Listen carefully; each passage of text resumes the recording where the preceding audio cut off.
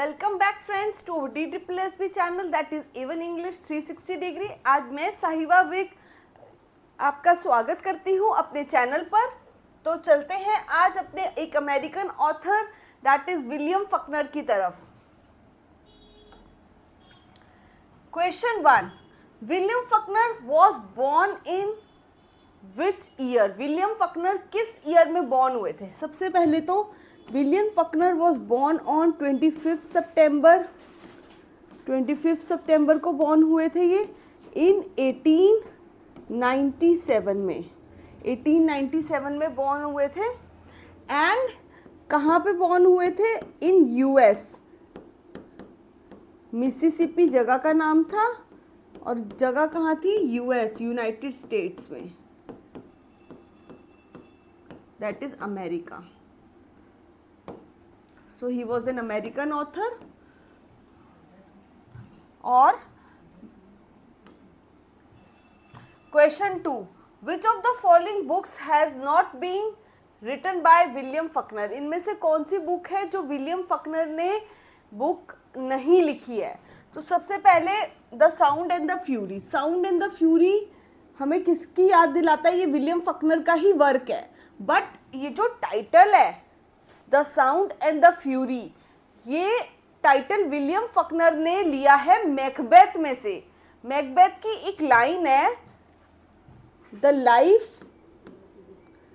Life is a tale, life is a tale told by an idiot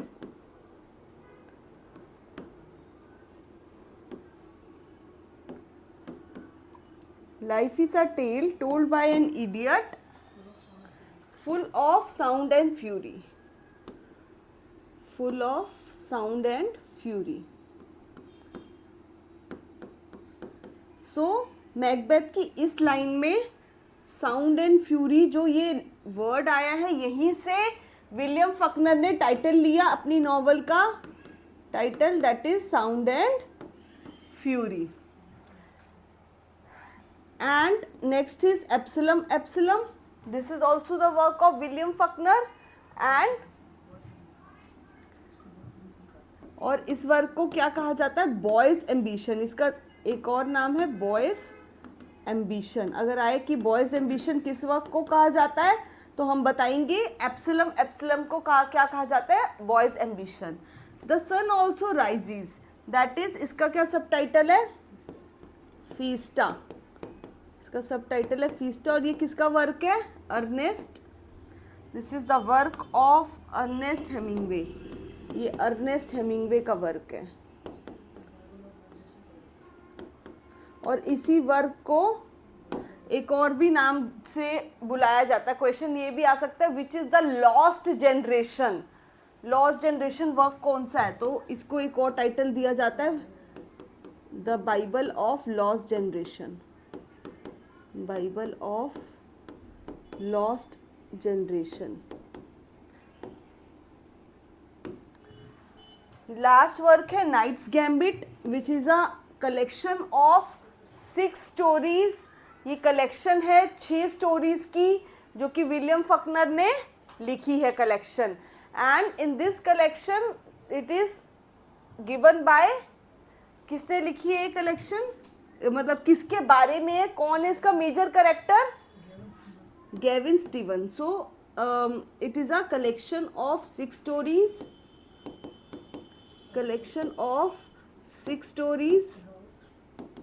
6 stories की collection है about Gavin Steven. About Gavin Stevens.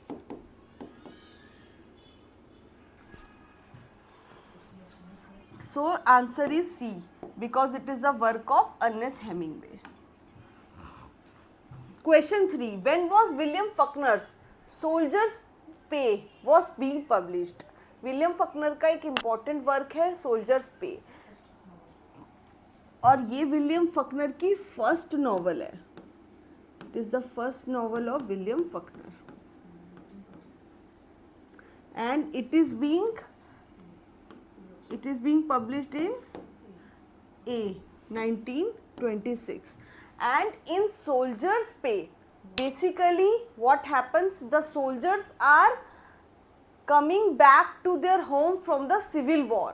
Civil war हो रही थी उस time पे, और जो सोल्जर्स थे they were coming back to their home, they were injured, they were hurt and they were going back to their homes. So soldiers pay में basically it is the story of soldiers going back to their homes. Question 4. Which of the following pairs is not correct? इनमें से कौन सा pair है जो correct नहीं है? A. Mosquito. Mosquitoes are satiric novel on New Orleans. Second, The Sound and Fury, the story of the decline of the Compson family. C. The Hamlet, the story of King Hamlet and his son. D. A fable and allegory about man's search for peace. So, इसका answer है the Hamlet, the story of king Hamlet and his son. The Hamlet is not the story of king Hamlet and his son. जो king Hamlet और उसके सन की story है उसका नाम है सिर्फ हैमलेट, और इसमें क्या लिखा हुआ है, द एक्स्ट्रा लगा हुआ है, द हैमलेट, जो कि किसका वर्क है,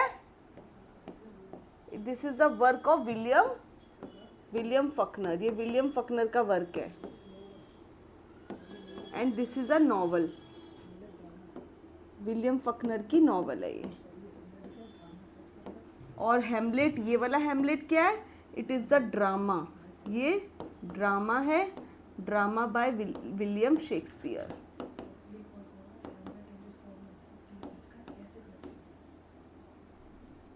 और एक और वर्क है कौन सा, Hamlet and his problems.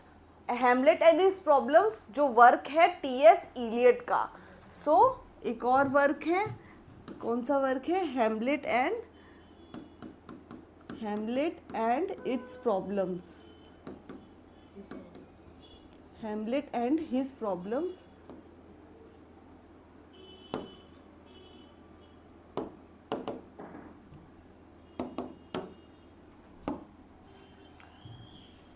Hamlet and his problems, which is the work of T.S. Eliot.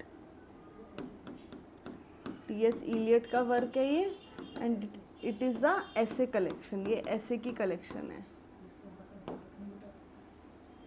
essay collection. So ये सारी बातें आपको बेटा मेजर हैं, आपको ध्यान रखनी है. हैमलेट के वर्क में कंफ्यूज नहीं होना. अगर सिर्फ हैमलेट आए तो वो विलियम शेक्सपियर का ड्रामा है, अगर द हैमलेट आए तो विलियम फकनर की नॉवल है, अगर हैमलेट एंड हिज प्रॉब्लम आए तो टी.एस. इलियट का एसे है. ये तीनों चीजें बेटा अपनी ध्यान में रखनी है अपने एग्जाम के लिए. Question 5. In which of the following novels Joe Christmas attempts to recover this origins his mulatto identity. So इनमें से कौन सी ऐसी नॉवल है जो क्रिसमस अटेम्प्ट करता है टू रिकवर, अपनी आइडेंटिटी को दोबारा से रिकवर पाने के लिए अटेम्प्ट करता है. कौन सी नॉवल में, is light in August. Light in August में वो क्या करता है, लाइट इन अगस्त में ये नॉवल है जिसके अंदर मेजर कैरेक्टर कौन होता है, जो क्रिसमस, जो कि अपनी आइडेंटिटी को वापस लाने के लिए अटेम्प्ट करता है. और उसकी आइडेंटिटी होती क्या है, it is European, mixed European and African. So his identity was mixed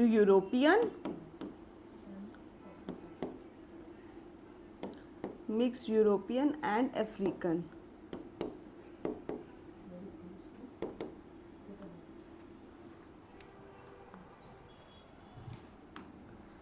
Question 6. Thomas Sutpen, the progenitor of Sutpen's 100, appears in. Thomas Sutpen जो होता है वो ancestor होता है. He was a progenitor means ancestor. He was the ancestor of Sutpen 100. तो ये main character होता है Thomas Sutpen. He is the focal character of which of the following work.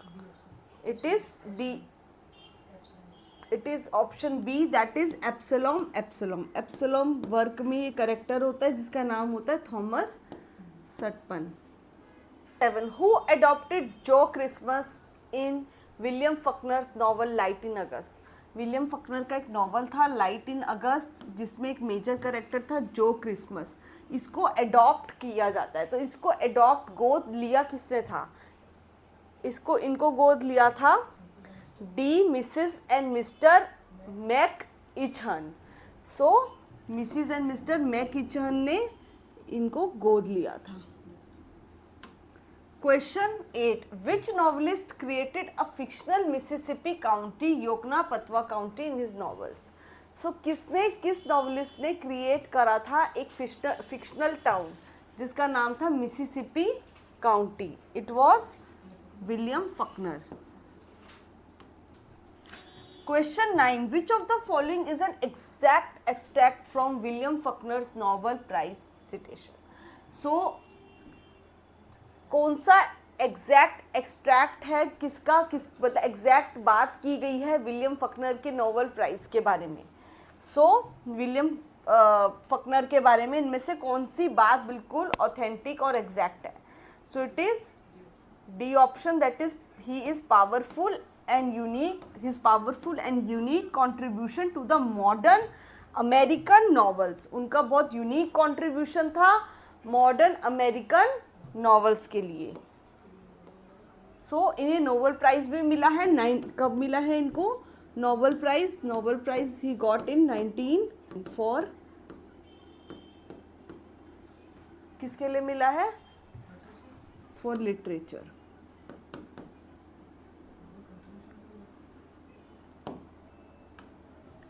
Question 10. The title sound and fury is taken from which? Sound and fury जो title है वो कहाँ से लिया गया है? सो साउंड एंड फ्यूरी मैंने आपको भी बताया कि हमें याद दिलाता है मैकबेथ की. मैकबेथ की एक लाइन है, the life is like a tale. जो लाइफ है it is a tale full of sound and fury. So question 11. Which novel written by William Faulkner is about world war first and its aftermath? So ऐसा कौन सा novel है जो William Faulkner ने is about world war first and its aftermath? कौन सा novel world war first और उसकी आफ्टर इफेक्ट्स के बारे में डिस्कस करता है? वर्ल्ड वॉर फर्स्ट के बारे में और उसके आफ्टर इफेक्ट्स के बारे में विलियम फकनर का कौन सा नॉवल बताता है? So it is a soldiers पे. Question 12. Which part of the United States, that is USA, has been written about in William Faulkner's fiction? USA का कौन सा पार्ट है जो कि लिखा है किसने? विलियम फकनर ने अपनी फिक्शन में कौन सा पार्ट ज़्यादातर डिस्कस किया गया यूएस का? सो विलियम फकनर ज़्यादातर साउदर्न पार्ट को डिस्कस करते हैं अपने वर्क में. साउदर्न अमेरिका, ये discusses about the southern America. Question 13. Which of the following was written by William Faulkner? इनमें से कौन सा है जो विलियम फकनर ने, which was written by William Faulkner? So Hamlet and his problems is written by T S. Eliot. ये T S. Eliot का work है. Sound and fury, a farewell to arms, the sun also rises. So a farewell to arms is the work of Ernest Hemingway.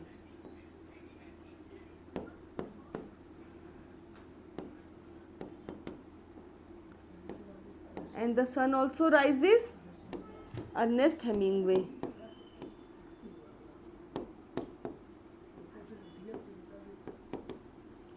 Next, the Sound and Fury is the work of, ये किसका work है? ये it is the work of William Faulkner. ये William Faulkner का work है and this is taken from Macbeth. ये Macbeth से लिया गया title. Question 14, which work of William Faulkner is also known as a boy's ambition? कौन से William Faulkner के वर्क को बॉयज एम्बिशन भी कहा जाता है? So it is the sound and the fury, Absalom Absalom, a movable feast और men's without women. So it is Absalom Absalom. Absalom Absalom जो इनका वर्क है उसको क्या क्या क्या कहा जाता है? अ बॉयज एम्बिशन भी कहा जाता है. फकनर्स लास्ट नॉवल, फकनर का लास्ट नॉवल कौन सा था? So Faulkner's, William Faulkner's last novel was the Reivers. उनका लास्ट नॉवल था रिवर्स, जो कि लिखा गया था, कंप्लीट हो गया था 1962 में. अब बेटा ये कंप्लीट तो 1962 में हो गया था, पर उनको इसके लिए पुलिट्जर प्राइज मिला था 1963 में. So he got Pulitzer prize for it in 1963. इसके लिए इनको पुलिट्जर प्राइज मिला 1963 में after his. Question number 15, which was Faulkner's last novel? William Faulkner का लास्ट नॉवल कौन सा है? सो विलियम फकनर का लास्ट नॉवल है the Reivers. The Reivers is the last novel which is being written in 1962, जो लिखा गया है 1962 में. और ये कंप्लीट तो 1962 में हो गया था, बट इसके लिए इनको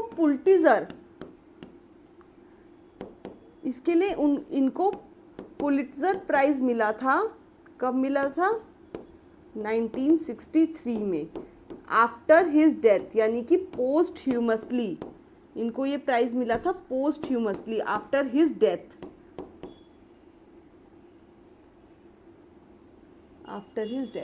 और बेटा जब हम लास्ट वर्क के बारे में जान रहे हैं कि विलियम फकनर का लास्ट वर्क कौन सा है, तो हम फर्स्ट वर्क के बारे में भी एक बार रिकॉल कर लेते हैं. मैंने आपको पहले क्वेश्चन में बताया था, क्योंकि फर्स्ट और लास्ट वर्क बहुत इंपॉर्टेंट होता है हर ऑथर का. सो इनका फर्स्ट वर्क था सोल्जर्स पे. विच वॉज रिटन इन 1926, जो 1926 में लिखा गया था. This is all about. Question 16. Which famous novel of William Faulkner was published in 1929? कौन सा फेमस नॉवल है विलियम फकनर का जो पब्लिश किया गया है 1929 में? So it is A option, Sound and Fury, and this title has been taken from Macbeth.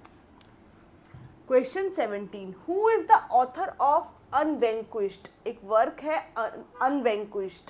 इस वर्क का ऑथर कौन है? It is William Faulkner. Question 18. In which year did William Faulkner get the Nobel prize? किस year में William Faulkner को Nobel prize मिला? So he got the Nobel prize in B, that is 1949 में. किसको मिला Nobel prize? William Faulkner को. ठीक है. And in 1948 T.S. Eliot got the Nobel Prize. In 1954 Ernest Hemingway को मिला.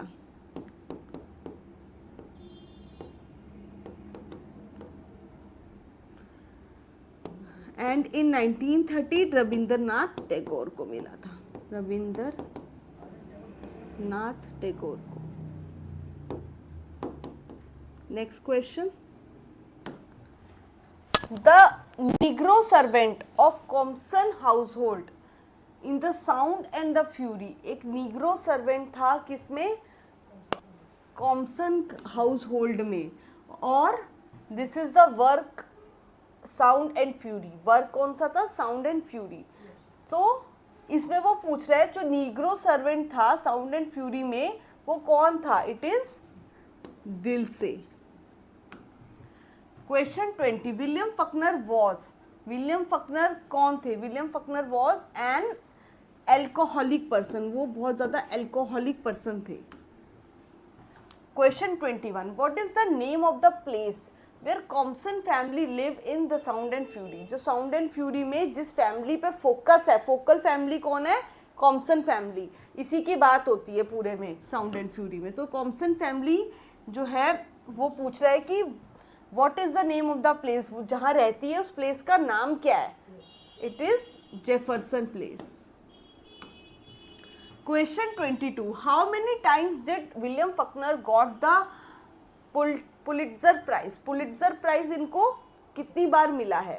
He got 2 times. और साथ में ये भी चार, और किस किस वर्क के लिए मिला इन्हें? अ फेबल के लिए 1955 में, और द रिवर्स के लिए मिला इन्हें, द रिवर्स के लिए मिला इन्हें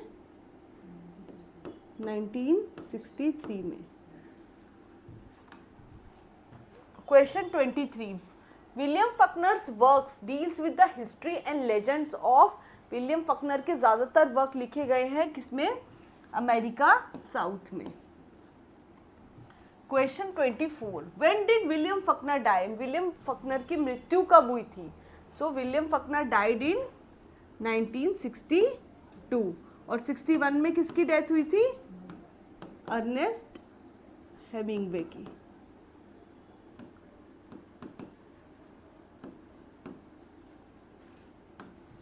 Question 25. William Faulkner got the Pulitzer Prize for which work? Pulitzer Prize इन्हें किस वर्क के लिए मिला था? So he got Pulitzer Prize for B option, A Fable and the Rivers. Question 26. Who said a man is the sum of misfortunes? किसने ये line कही है? एक आदमी जो है वो सम अप है, किसका सम है? मिसफॉर्च्यून, बदकिस्मती का. So it is said by William Faulkner. Question 27. Who is the youngest Compson child that had extraordinary psychic powers in the Sound and Fury? जिसके पास extraordinary psychic powers थी Sound and Fury novel में. So that child, the name of that Compson child is Benji. Benji नाम था उसका. C option. Question 28. American President John F. Kennedy invited him to the author to dinner. President उस time के थे John Kennedy, जिन्होंने invite किया था किसको? ऑथर को. कौन से ऑथर? विलियम फकनर को डिनर पे. बट विलियम फकनर ने क्या कहा? विलियम फकनर सेड नो, कि आई एम टू ओल्ड, मैं बहुत बूढ़ा हो चुका हूँ, and I don't want to have dinner with the strangers. तो उसने प्रेसिडेंट के डिनर को ठुकरा दिया था. सो ही वॉज विलियम फकनर, जिन्होंने एफ कैनेडी यानी कि जो प्रेसिडेंट हैं उनके डिनर को मना कर दिया. Question 29. How many screenplays did William Faulkner write? William Faulkner ने कितने स्क्रीन प्लेज लिखे थे? सो स्क्रीन प्लेज की अगर बात हो तो it was 6 screenplays. Question 30. Sin, love and fear are just the sounds, are the lines from As I Lay Dying. So this is all for today. You can join me on A1360.